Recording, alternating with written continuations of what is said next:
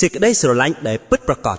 មិនមែនជាការដណ្ដើមយកមកគ្រប់គ្រងឡើយប៉ុន្តែគឺជាការដោះលែងឲ្យគ្នាទៅមានសេរីភាពទាំងដែលបេះដូងនៅតែមានវត្តមានរបស់ញាក់ម្ខាងទៀតជានិច្ចរាល់យប់ខែភ្លឺប្រច័នលែងមានអារម្មណ៍ថាឯកានៅពេលដែលខ្យល់ត្រជាក់បក់មកប៉ះនាងមានអារម្មណ៍ដូចជាដង្ហើមរបស់រាហូនៅក្បែរត្រចៀកជានិច្ចការចងចាំដែលធ្លាប់មានជាមួយគ្នាคล้ายជាកម្លាំងចិត្តដែលធ្វើឲ្យនាងមានពន្លឺស្រទន់និងកក់ក្ដៅជាងមុន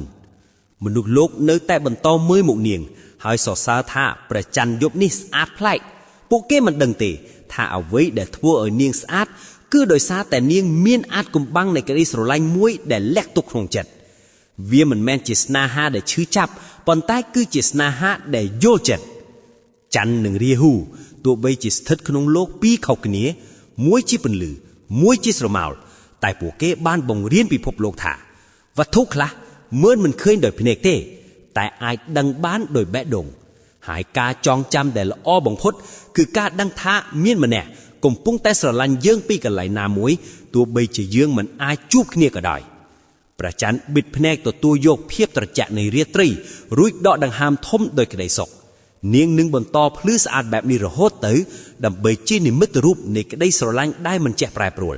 ព្រោះក្នុងពន្លឺរបស់នាងតែងតែមានស្រមោលរបស់រាហូនៅក្នុងនោះជានិច្ច